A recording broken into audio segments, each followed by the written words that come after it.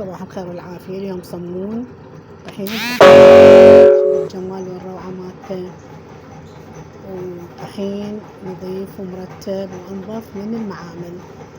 شوف الجمالية مالته، احلى صمون. وبهذا طحين الحصة واضافة بيكنج باودر، ملح، حليب العجانة.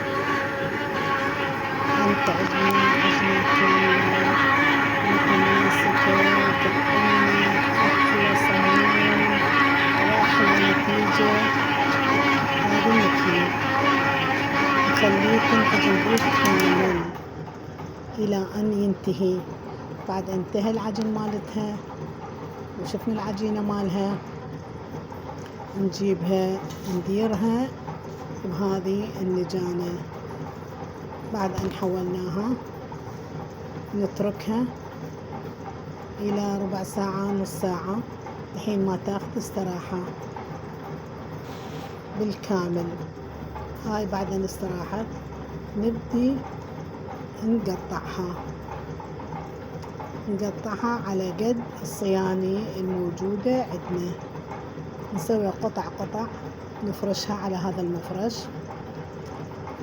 الى ان تكتمل التقطيع مالها بالكامل.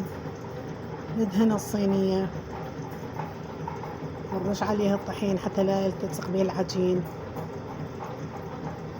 بعد ان قطعنا وكملنا ودهنا الصينية ورشيناها بالطحين، نبدي نصفها بهذه النتيجة ونخليها بالفرن. وهذا الصمون الروعة وهاي النتيجة والجمالية، وألف عافية. صمون روعة، جربوا.